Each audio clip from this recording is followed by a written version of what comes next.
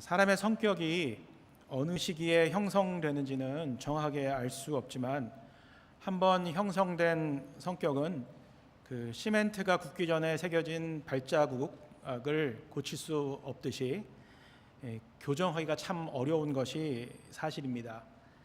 성도님들께서도 그 마음에 들지 않는 성격을 바꾸려고 노력했지만 잘 되지 않아 그 괴로운 시간들을 보낸 경험이 있으셨을 것 같습니다. 성격은 운명이다, 이런 말을 한 고대 히랍의 철학자가 있었는데, 그는 한번 굳어진 이 성격이 사람의 전체 인생의 운명을 결정한다는 그런 의미로 이 말을 사용했다는 생각이 듭니다. 그런데 이 말이 진짜 사실이라면, 성격이 운명이라는 말, 이 사실이라면 아마도 성격이 좀 까칠하고 이기적인 사람들은 어쩌면 하나님을 기쁘시게 하는 그런 선한 일들을 살아가면서 할 수 있는 것이 불가능할지도 모르겠습니다. 그냥 생긴 대로 살다가, 생긴 성격 가지고 살다가 인생을 마감해야 될 가능성이 높다는 이야기입니다. 그런데 참 놀라운 것은 이 성격이 참 변할 것 같지 않은데 변한다는 사실입니다. 저 역시 고치고 싶은 성격이 많이 있는데 잘 변하는 것 같지 않지만 시간이 흐르면서 조금씩 변해가고 있는 것을 발견합니다. 예를 들어서 상대방을 이해하고 또 받아들이는 그런 제 마음의 폭이 제 목회 사역을 통해서 조금씩 이렇게 넓어지는 것을 경험하고, 또 상대방의 얘기를 좀 더 경청하고 또 다름을 받아들이려는 그런 모습들이 저에게 생겨가고 있는 것 같습니다. 그럼 어떻게 이렇게 변할 것 같지 않은 성격이 변해갈까요? 이것이 참 놀라운 일인데, 그것은 오늘 제가 성도 여러분과 나누고 싶은 그 복음이라는 것 때문에 가능한 것 같습니다. 로마서는 사람을 변화시키고 또 변화된 사람이 세상을 바꿀 수 있도록 이끈 위대한 책입니다. 성경 66권의 책들 중에 어느 것 하나 위대한 책이 없는 것은 아니지만, 특별히 로마서는 사람의 인생과 또 그 사람을 통해서 사회와 또 나라가 변화되는 놀라운 역사들을 이끌어낸 그런 책이라서 더 위대하게 느껴지는 것 같습니다. 이 로마서를 읽고 변화된 사람들 가운데서는 500년 전 종교 개혁을 이끈 마틴 루터와 존 깔뱅이라는 그런 분이 계십니다. 독일의 한 수도승이었던 마틴 루터는 하나님 보시기에 의로운 삶을 살아야만 구원을 받을 수 있다고 배웠고 또 그렇게 믿고 있었던 사람이었습니다. 그래서 그는 수도사의 삶을 통해서 의로워지기 위해서 무척 노력을 했습니다. 그러나 아무리 자기 자신의 힘으로 의롭게 살려고 노력을 해도 그것이 자기가 원하는 대로 되지 않는 것을 발견했습니다.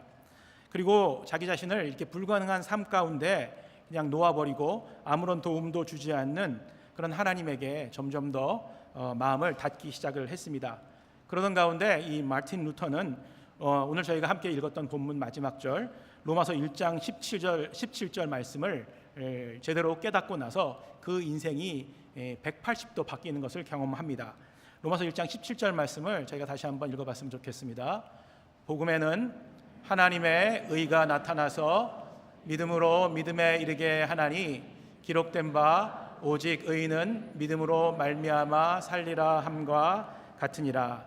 그렇습니다. 마틴 루터는 의롭게 사는 것이 구원의 길에 이른 길이라고 믿고 있었지만 이 로마서 1장 17절의 말씀을 통해서 의롭게 사는 것은 믿음으로만 가능하다는 사실을 발견하게 됩니다. 그리고 그것을 인생의 돌파구로 삼아 독일과 전 유럽을 변화시키는 종교개혁을 이끌게 됩니다. 또 다른 종교개혁의 위대한 우리 선배였던 존 깔뱅이라는 프랑스의 목회자는 로마서에 대한 자신의 생각을 정리한 글에서 이렇게 이야기하고 있습니다. 로마서는 성경 속에 깊숙이 숨겨져 있는 모든 보화를 찾을 수 있게 해주는 입구이다. 그리스도 안에 있는 하나님의 긍휼을 통해서만 의롭게 된다는 이 복음은 오직 믿음으로만 깨달을 수 있다. 이것이 복음의 핵심이다 라고 이렇게 이야기를 합니다. 로마서를 읽은 사람들이 변화가 될 수 있었던 이유는 그 로마서 안에 담겨 있는 복음의 능력 때문이었습니다. 바울은 로마서에서 하나님이 어떻게 복음을 통해서 죄인들을 의롭게 변화시키고 또 복음이 사람의 인격과 성품을 어떻게 근본적으로 바꾸어 가는지를 자세하게 기록하고 있습니다. 바울이 고린도에서 로마서를 저술할 당시에는 로마 교회의 성도들을 만나보지 못하였습니다. 그러나 바울은 그들에게 필요한 것이 복음이란 사실을 확실하게 알고 있었습니다. 그리고 그는 이 복음을 로마 교인들에게 전하기 위해 처음부터 로마 교회를 방문하기를 열망하였습니다. 오늘 본문에는 없지만 1장 13절부터 15절까지를 보게 되면 얼마나 사도 바울이 로마의 교회를 방문하고 그 로마 교회에 있는 형제들을 만나고 싶어 하는 그런 마음이 잘 담겨져 있는 것을 볼 수가 있습니다. 당시 로마 교회는 한 가지의 문제가 있었는데 유대인 출신 그리스도인들과 이방인 출신 그리스도인들 간의 갈등이 있었습니다. 이 갈등의 원인은 자신들만이 우월하다고 주장하고 서로를 판단하고 정죄하는 이기적이고 까칠한 그들의 성품 때문이었습니다. 유대인 출신의 그리스도인들은 자기네가 율법을 가지고 있고 율법을 알기 때문에 이방인 출신 그리스도인들보다 우월하다고 생각을 했던 반면에 이방인 출신 그리스도인들은 믿음으로 구원받았으면 됐지 무슨 율법이 필요하냐라고 유대인 그리스도인들에게 대항을 하고 있었죠. 그래서 이 갈등이 계속해서 고조돼 가고 있었습니다. 이 바울은 이렇게 갈등을 일으키는 두 그룹에게 동시에 말씀을 통해서 경고를 하는데 로마서 2장 1절과 2절 말씀에 바울의 경고가 담겨져 있습니다. 제가 읽도록 하겠습니다. 로마서 2장 1, 2절 말씀. 그러므로 남을 판단하는 사람아, 누구를 막론하고 내가 핑계하지 못할 것은 남을 판단하는 것으로 내가 너를 정죄함이니 판단하는 내가 같은 일을 행함이니라. 이런 일을 행하는 자에게 하나님의 심판이 진리대로 되는 줄 우리가 아노라. 사도 바울은 유대인 그리스도인들과 또 이방인 출신 그리스도인들을 두 그룹 모두에게 하나님의 진노가 임할 것을 경고하고 있습니다. 서로를 이해하고 용납하지 못한다면, 그런 성품들이 변화되지 않는다면 하나님께 진노를 받는다는 것을 이야기하고 있는 것이죠. 사실 사도 바울처럼 성격이 까칠하고 또 이기적이었던 사람은 아마도 없었을 것으로 생각을 합니다. 그는 그리스도인들을 이해하지 못했고 받아들이지 못했습니다. 그래서 그들을 핍박하였고 옥에 가두었고 심지어는 죽이기까지 했죠. 바울은 디모데전서 1장 15절에서 이런 자기의 모습을 이렇게 표현을 합니다. 디모데전서 1장 15절 말씀 제가 읽겠습니다. 밑보다 모든 사람이 받을 만한 이 말이여, 그리스도 예수께서 죄인을 구하시려고 세상에 임하셨다 하였도다. 죄인 중에 내가 괴순이라. 죄인 중에 내가 괴순이다 라고 자기 자신을 표현합니다. 이 죄인 중에 내가 괴순이라는 말은 나쁜 일을 하는데 죄를 짓는데 내가 가장 앞에 서 있다, very first line에 내가 서 있다는 것을 이야기하고 있는 것입니다. 이 사도 바울, 이렇게 죄인 중에 괴수였던 사도 바울을 변화시켰던 복음, 이 복음이 사도 바울은 로마의 교인들에게도 필요하다라는 것을 확신하고 있었습니다.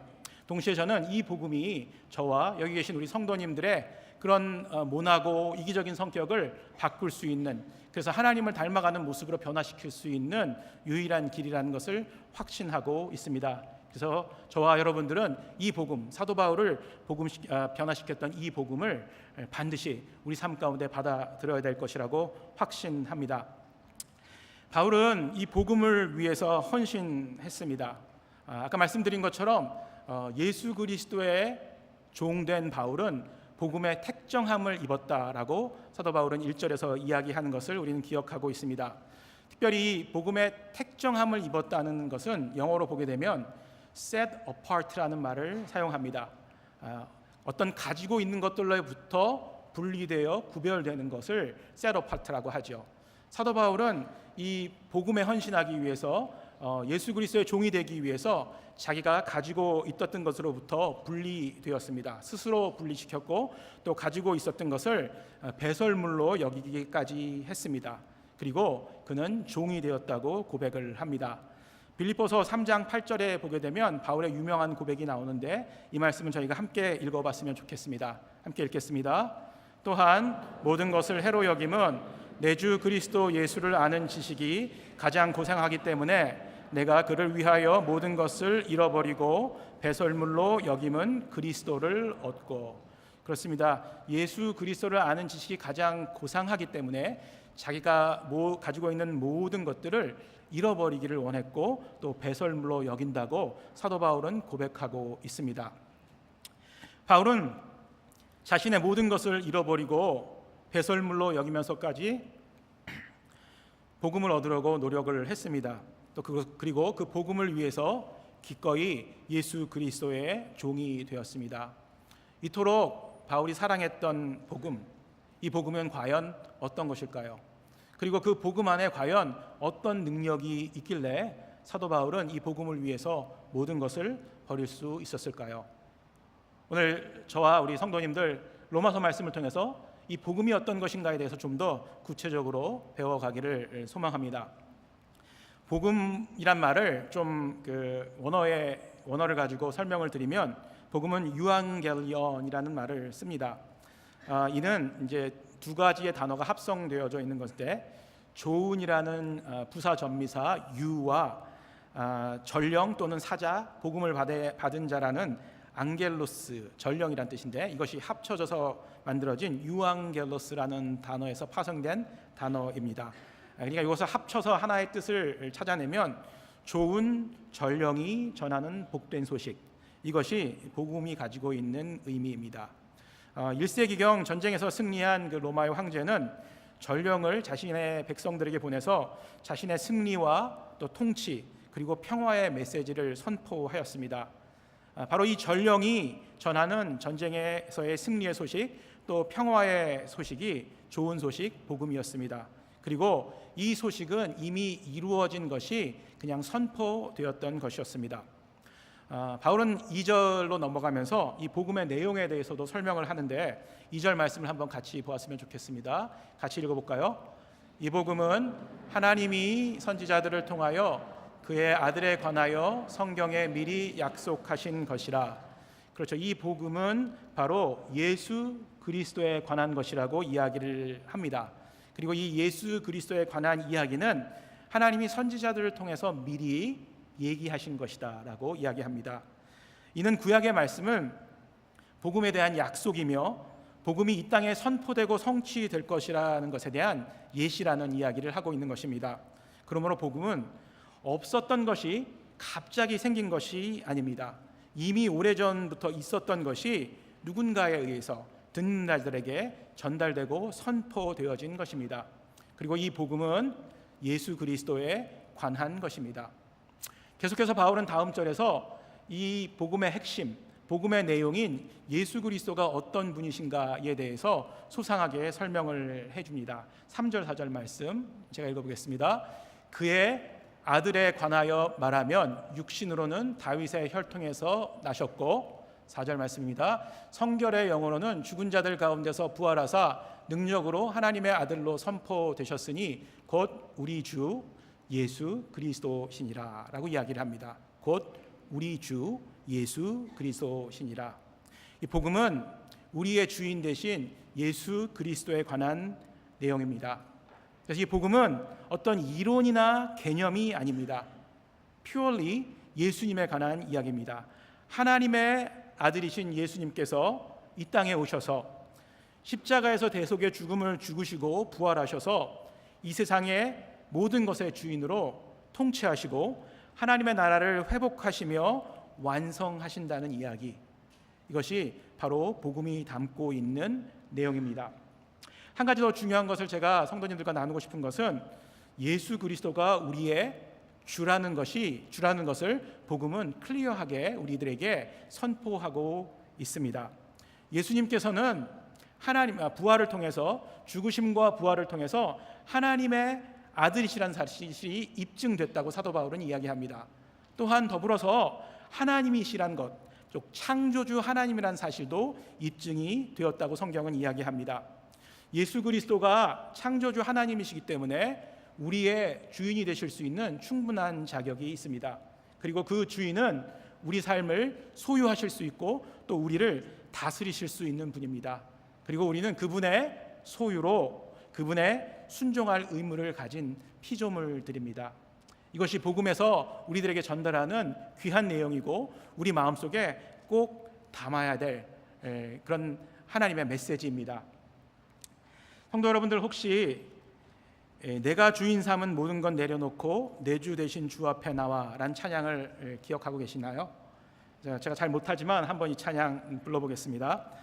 내가 주인 삼은 모든 건 내려놓고 내 주 대신 주 앞에 나와 내가 사랑했던 모든 건 내려놓고 주님만 사랑해. 이렇게 그 다음은 음이 높아서 여기까지만 하겠습니다. 사실은 근데 이 찬양은 저에게 특별한 의미가 있습니다. 왜냐하면 제가 그 CCC라는 대학생 선교단체에서 함께 말씀을 가르치고 함께 키웠던 그 제자가 결혼을 한 그 남편, 제자의 남편이 그 작사 작곡을 한 노래입니다. 찬양입니다. 의사이고 약사인 부부인데 이렇게 그 모든 것 내려놓고 주님만 따르겠습니다라는 그런 믿음을 가지고 이 찬양을 만들었다고 그렇게 들었습니다. 그런데 이 찬양을 부를 때마다 제 마음속에 찬양 가사는 너무 좋고 이게 너무 복음적이라서 제 마음을 울리는데 약간 좀 거북한 마음들이 한편에서는 솟아나는 것을 느낄 수가 있습니다. 정말 내가 이렇게 할 수 있을까? 굉장히 좋은 복음적인 가사임에도 불구하고 이 찬양의 가사가 제 마음을 다 담고 있는 것 같지는 않아서 이 찬양을 부를 때마다 좀 부담이 되는 것이 사실입니다. 우리 성도 여러분들은 어떠신가요? 인생의 주인이 내가 아니라는 사실을 깨닫는 것은 어쩌면 현대인들에게 있어서 가장 힘든 일 중에 하나인 것 같습니다. 왜냐하면 우리가 살고 있는 이 세상의 문화, 우리가 숨을 쉬고 있는 이 세상의 어떤 그런 관념들이 우리가 복음에서 이야기하고 있는 것과 너무나 다르기 때문입니다.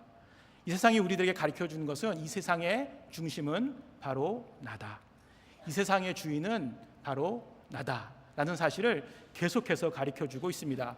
성경이 이야기하고 있는 진리와는 정반대의 것입니다. 그래서 우리의 인생이 우리 인생의 주인이 내가 아니라는 사실을 인정하고 그것을 받아들이는데 꽤 많은 시간과 노력이 들어가는 것 같습니다. 이 주인을 바꾸는 일, 이것은 굉장히 힘든 일입니다. 주인을 바꾸기 위해서는 먼저 내 소유를, 내 것들을 내려놓아야 되는데 그렇게 하기가 너무 힘듭니다. 우리가 내 것이 아님에도 불구하고 우리가 계속해서 붙들고 있는 것들 분명히 우리 삶 가운데 있습니다. 아마 성도님들께서도 그런 것이 있다는 것 인정하실 것입니다. 그 중에 몇 가지를 꼽아본다면 저는 시간, 이것이 주님의 것인데 내 마음대로 사용하면서 내 것인 양 그렇게 사용을 하는 것 같습니다. 또 한 가지는 저에게 주어진 자녀, 내 마음대로 자녀들을 키우기를 원하고 그렇죠? 내가 원하는 대로 자녀들이 성장하기를 원하는 것을 보는데 자녀 또한 하나님께서 주신 선물이라는 것을 인정하는데 많은 시간이 걸리는 것 같습니다. 그래서 현대인들은 이 복음을 부담스러워하는 것 같습니다. 사도 바울, 오늘 본문에는 없지만 사도 바울은 1장 16절에서 이 부담스러워한다는 표현을 부끄러워한다는 표현으로 바꾸어서 이렇게 우리들에게 전달을 하는 것을 볼 수가 있습니다. 복음이 부담스럽다는 것은 어쩌면 아직까지도 우리 마음속에 복음을 받아들일 자세가 되어 있지 않은 것이 아닌가 한번 이렇게 생각해 볼 필요가 있는 것 같습니다. 그러나 부족한 제 신앙의 어떤 그 여정을 통해서 성도님들에게 확실하게 이야기해 드리고 싶은 것은 인생의 주인이 바뀌지 않는 한 우리의 성격과 인격은 바뀌지 않는다는 것입니다. 반대로 우리의 모나고 까칠한 또 이기적인 성격이 바뀌기 위해서, 인격이 변화되기 위해서는 먼저 내 것을 포기하고 내 인생을 이끌어가는 주인이 바뀌어야 된다는 것입니다. 복음은 예수 그리스도가 우리의 주인이라고 분명하게 이야기를 해줍니다. 그렇기 때문에 예수 그리스도가 내 인생의 주인이라는 것을 인정하는 순간부터 복음은 내 안에서 역사하게 됩니다. 그리고 그 복음은 나를 바꾸기 시작합니다. 여러분들 인생의 주인은 누구십니까? 대답이 없으시네요. 예수 그리스도 이렇게 하셔야 되는 거 아닙니까? 제가 그 학생 때 그 수련회를 다니면서 경험한 것인데 백문일답이라는 그런 인사 방법이 있습니다. 그 CCC 수련회에서 배운 것인데 사회 하시는 목사님께서 질문을 하십니다. 몇 가지의 질문을 하시면 청중들은 그 질문에 대한 답을 예수 그리스도, 예수 그리스도, 예수 그리스도라고 답하는 것입니다. 어떤 질문이 나와도 예수 그리스도라고 답하는 것입니다.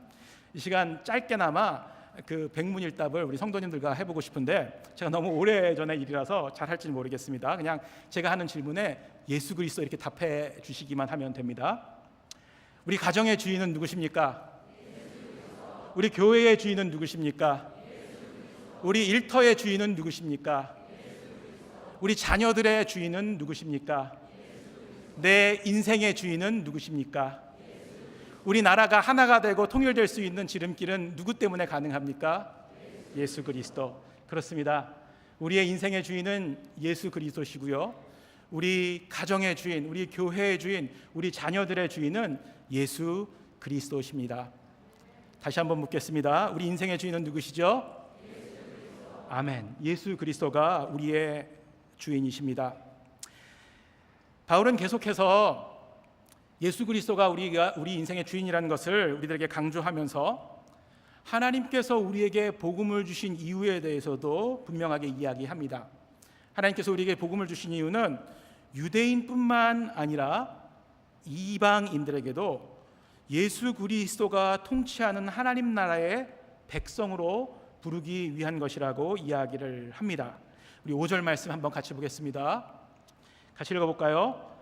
그로 말미암아 우리가 은혜와 사도의 직분을 받아 그의 이름을 위하여 모든 이방인 중에서 믿어 순종하게 하나니. 6절도 읽겠습니다. 너희도 그들 중에서 예수 그리스도의 것으로 부르심을 받은 자니라. 예수 그리스도의 것으로 우리를 부르시기 위해서 하나님께서는 우리에게 복음을 주셨다고 이야기합니다. 그리고 이 이방인들에게 복음을 증거하여 그들이 믿고 순종하게끔 할 수 있도록 바울에게 사도의 직분을 맡겼다고 이야기를 합니다. 예수 그리스도의 것이 되는 것, 여러분들 예수 그리스도의 것이 되고 싶으시죠? 그리고 저는 여기 계신 분들은 이미 예수 그리스도의 것이 되셨다고 저는 확신합니다. 그런데 오늘 말씀 가운데는 이 예수 그리스도의 것이 되기 위해서 꼭 필요한 것이 두 가지가 있다고 이야기를 합니다. 첫 번째는 믿음이고 두 번째는 순종입니다. 이 믿음과 순종은 동전의 양면과 같은 것입니다. 믿음을 가지고 있는 사람들은 반드시 순종의 삶을 살아가게 된다는 것이죠. 그러나 믿음뿐만이 아니라 순종도 해야지 구원을 받는다라고 생각하는 것은 잘못된 것입니다. 순종은 예수 그리스도를 전적으로 신뢰하는 마음을 우리 마음속에 가질 때 자연스럽게 나오는 우리의 행함입니다. 그렇기 때문에 순종이 구원을 받기 위한 조건은 아닙니다. 믿음만 가지면 우리는 구원을 받을 수가 있고 또 믿음을 통해서 올바른 순종이 나오는 것을 경험할 수가 있습니다. 그러나 행함이 없는 믿음은 죽은 것이라는 야고보서의 말씀처럼 올바른 믿음을 우리가 가지고 살아간다면 즐겁게 행하는 그런 순종은 우리 삶 가운데 언제나 나타나기 마련입니다. 믿음과 순종은 함께 간다는 것입니다. 그래서 우리의 믿음을 점검해 볼 때 우리의 믿음이 잘 성장하지 않고 약한 이유는 이 믿음을 실천하는 순종의 삶이 없기 때문이다라는 것을 한번 확인해 봐야 합니다. 그리고 순종의 삶을 잘 살지 못하는 이유는 뭐죠? 믿음이 없기 때문에라는 것 한번 점검해 보았으면 좋겠습니다. 복음을 믿음으로 받아들이고 순종의 삶을 사는 사람들은 복음의 능력을 체험하게 된다고 성경은 이야기합니다. 이런 사람들에겐 복음의 능력이 되는 하나님의 의가 선물로 주어진다라고 또한 성경은 약속합니다. 의는 하나님의 선하시고 거룩하시고 아무 흠이 없는 완벽한 성품입니다.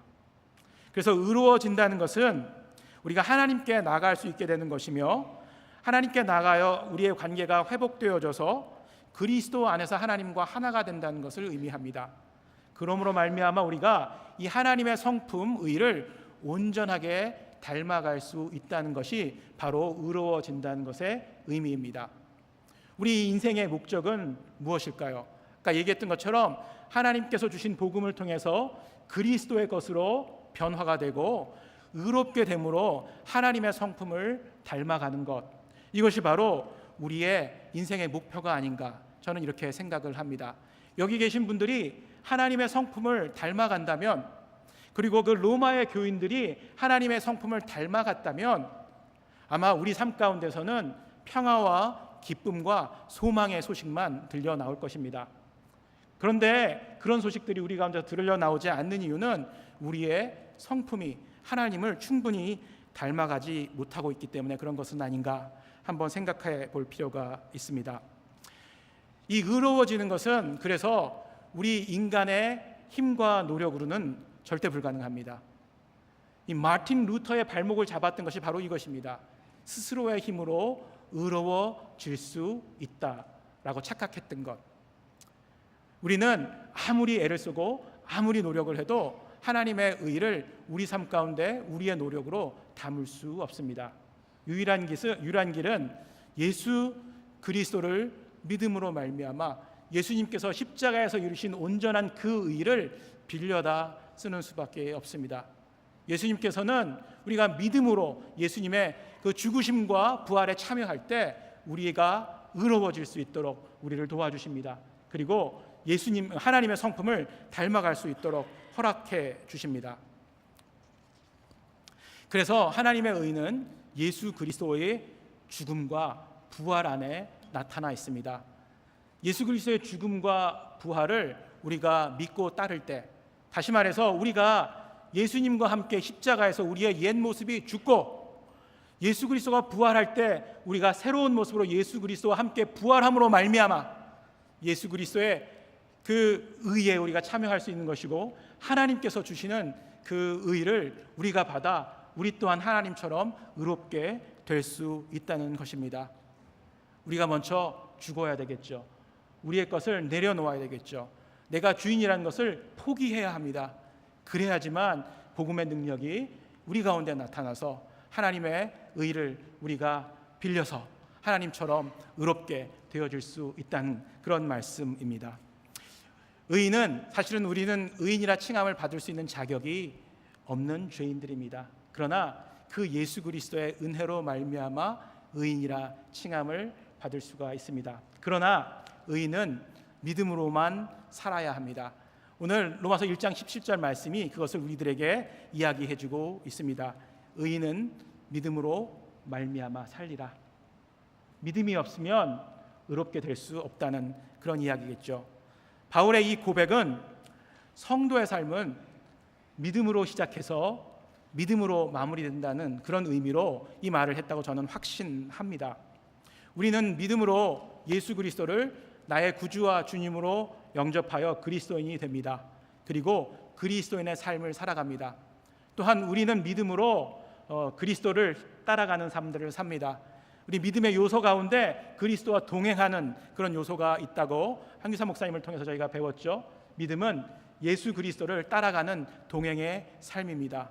그리고 천국 백성으로, 또 하나님 예수 그리스도가 다스리는 하나님 나라의 백성으로 살아가게 됩니다. 그리고 마지막으로 우리는 믿음으로 죽고 또 부활하여 영원토록 하나님과 함께 살아가는 그런 삶을 살아가게 됩니다. 믿음으로 태어나서 믿음으로 죽게 되는 것이 우리 그리스도인의 삶입니다. 그래서 사도 바울은 이것을 의인은 믿음으로 말미암아 산다, 믿음에서 믿음으로 이른다라고 이야기를 하고 있습니다. 믿음에서 믿음으로 이르는 성도님들 되시기를 주의 이름으로 축원합니다. 아멘. 사랑하는 성도 여러분, 우리는 매일의 삶 속에서 선포된 복음을 접하면서 살아가고 있습니다. 이 복음은 선교지에 가야만 얻을 수 있는 것, 받을 수 있는 것이 결코 아닙니다. 지금도 제가 여러분들에게 말씀드리고 있는 것은 복음입니다. 성경 말씀, 예수 그리스도에 관한 이야기, 그의 죽음과 부활에 대해서 이야기하고 있습니다. 복음이 선포되고 있습니다. 이 선포되고 있는 복음을 성도 여러분들 받으시면서 어떤 마음과 자세로 지금 이 복음을 받고 계십니까? 이 복음이 그냥 좋은 것이다, 듣기에 편한 것이다, 우리 삶에 꼭 필요한 것이다 라고 그 정도만 이해하고 받아들인다면 한 70%도 안 되는 것 같습니다. 우리가 복음을 받을 때는 믿음으로 반응해야 되고 또 그 복음대로 살겠다는 순종의 마음으로 이 복음을 받아야 합니다. 그래야지만 이 복음이 우리 삶 가운데서 역사하고 또 우리를 변화시키는 놀라운 하나님의 능력이 될 수가 있습니다. 계속 복음을 받지만 우리의 삶이, 우리의 인생이 변화되지 않는다는 것은 복음을 받는 우리의 자세에 문제가 있기 때문입니다. 믿음으로 복음에 반응하지 않고 순종의 삶으로 그 복음을 받아들이지 않기 때문에 이 복음이 우리 안에서 능력을 발휘할 수 없는 것 같습니다. 마틴 루터 이야기로 다시금 돌아갑니다. 마틴 루터와 존 까뱅은 로마서를 통해 만난 복음에 믿음으로 반응을 하였고 예수 그리스도의 것이 되어서 그분을 영화롭게 하는 순종의 삶을 살았습니다. 그래서 그들은 이 복음을 통해서 유럽과 독일의 교회를 변화시킬 수 있었고 종교개혁을 이끌 수 있었습니다. 100년 전에 조선이라는 나라를 찾아온 선교사님들, 그분들도 역시 바울처럼 복음을 위해 택정함을 받은 분들이었고 또 믿음과 순종의 삶을 사셨던 분들이었습니다. 그들이 삶으로 전한 복음은 수많은 조선의 사람들을 예수 그리스도의 것으로 만들었습니다. 한 가지 뜻깊은 우리 마음속에 담아야 될 그런 이야기를 전해드리고 싶은데요. 1886년에 대동강변에 한 선교사가 도착하자마자 순교를 당합니다. 그는 한국 개신교 역사상 최초의 순교자로 기록된 토마스 선교사입니다. 별다른 사역을 하지 못했습니다. 도착하자마자 제너럴 셔먼호를 타고 대동강변에 도착하자마자 조선의 군관에 잡혀서 목배임을 당합니다. 그런데 그 마지막 순간에 이 토마스 선교사는 믿음에 순종하여, 복음에 순종하여 자기가 가지고 있던 성경을 그 자기를 죽인 그 군관에게 건네어 줍니다. 웃으면서 이 복음을 전한 것이죠. 그리고 그 군관 이름은 박춘권이라는 사람이었었는데 그 군관은 토마스 선교사를 죽이고 나서 그 성경을 받습니다. 너무 신기한 것은 그 성경을 버리지 않고 이 박춘권이란 분이 집으로 가져갑니다. 그리고 그 성경을 읽고 또 읽고 또 읽어서 결국은 복음을 받아들이고 회개를 합니다. 그리고 1899년에 세례를 받게 됩니다. 그리고 평안도에 있는 한 교회의 장로가 되어서 훌륭한 그리스도인의 삶을 살아가게 됩니다. 또 한 사람이 있었습니다. 그 토마스 선교사 옆에 최칠양이라는 젊은이가 있었는데 이 사람도 성경을 받습니다. 그런데 이 성경을 어떻게 사용할지 몰라서 박영식이라는 분에게 이 성경을 건네줍니다. 근데 이 박영식이라는 분은 이 성경을 가지고 나서 성경의 종이가 굉장히 좋았던 것 같아요. 집에 그 성경을 가지고 도배를 합니다. 벽에도 붙이고 천장에도 붙이고 바닥에도 붙이고. 그래서 이제 누워 있을 때나 앉아 있을 때나 엎드려 있을 때나 보이는 것이 뭐죠? 성경입니다. 그리고 이 성경을 통해서 이 박영식이란 분이 회개를 하고 세례를 받고 나중에 훗날 평양 장대현 교회의 훌륭한 그런 믿음의 일꾼이 됩니다. 그리고 이 박영식의 집에서 평양 장대현 교회가 시작하게 되었다라는 기록이 있습니다. 참 놀라운 일이죠. 이 복음이 그래서 능력이 있는 것이 맞습니다. 사람을 변화시킬 수 있는 그 하나님의 능력이 복음 안에는 분명히 있습니다. 아멘. 저희 교회도 이 복음의 능력을 전파하는 사역을 계속해서 해마다 감당하고 있습니다. 페루와 또 C국과 이슬람권에서 이런 사역들을 하고 있습니다. 제가 2주 전에 다녀온 C국, 저희가 잘 알고 있는 디도 프로젝트가 계속해서 진행되고 있습니다. 이 디도 프로젝트는 C국에 있는 소수 민족 지도자들에게 그 신학 교육을 통해서 복음으로 그들을 세우고 그들을 변화시키고자 하는 사역입니다. 그리고 이들이 이 복음으로 변화를 받아 자신의 민족에게 복음을 증거하고 그러므로 민족의 교회를 세우고 민족을 새롭게 하는 그런 사역들을 감당할 것을 기대함으로 이 사역을 계속해서 하고 있습니다. 저에게 많은 성도님들이 이 사역을 지원해줬고 또 계속해서 기도로 함께 해주고 계십니다. 벌써 3번째 교육이 마쳐졌습니다. 그리고 이번에 저희 팀이 가서 이분들을 만나 뵙고 왔습니다. 제가 그분들을 만나면서 느낀 것은 벌써 복음의 능력이 그분들 안에서 역사하고 있다는 사실을 발견한 것입니다. 그리고 확실하기는 그분들이 다시금 그들의 민족에게 이 복음을 증거하고 또 그들을 변화시키는 좋은 전령으로 복음의 역사를 이루어 나갈 것을 확신하게 되었습니다. 계속해서 우리 성도님들 이 복음의 역사가 C국의 서북 지역에 일어날 수 있도록 함께 기도해 주시기를 부탁드리겠습니다. 말씀을 마치겠습니다. 하나님께서는 우리에게 복음을 허락하셨습니다. 이 복음은 예수 그리스도에 관한 이야기이고 예수님이 주인이라는 사실을 확실하게 선포합니다. 우리가 우리의 삶을 내려놓고 예수 앞에 우리의 머리를 엎드릴 때 그리고 그분을 우리의 주인으로 받아들이고 믿음으로 반응하여 순종하는 삶을 살 때 복음은 우리의 인생을 변화시키는 능력이 될 것입니다. 이 복음 앞에 믿음과 순종으로 반응을 하시겠습니까? 아니면 불신앙과 불순종으로 반응을 하시겠습니까? 이것은 성도님들의 선택입니다. 저는 아까 말씀드린 것처럼 계속해서 저의 모나고 부족한 성격들이 변화되고 있는 것 같습니다. 왜냐하면 이 복음을 제 마음속에 담았고 이 복음에 인도하는 대로 살려고 부족하지만 계속해서 노력하고 있습니다. 그렇기 때문에 지금 이 자리에서도 성도님들께 감히 이런 말씀을 드릴 수 있는 것 같습니다. 간절히 축복합니다. 복음에 반응하는 삶들을 살아가시기를 주의 이름으로 축원합니다. 그리고 순종함으로 이 복음을 실천하는 삶들 살아서 정말 복음을 증거하는 삶들 사시는 우리 귀한 성도님들 되시기를 주의 이름으로 축복하고 축원합니다. 하나님 아버지 감사합니다. 우리들에게 복음을 주신 것 고맙습니다. 하나님 이 복음의 능력이 우리를 변화시키고 또 이방인들에게도 전해져서 많은 이방인들이 주님의 것 예수 그리스도의 것이 될 수 있는 놀라운 역사가 계속해서 우리를 통해 일어날 수 있도록 축복하여 주시옵소서. 예수님 이름으로 기도합니다.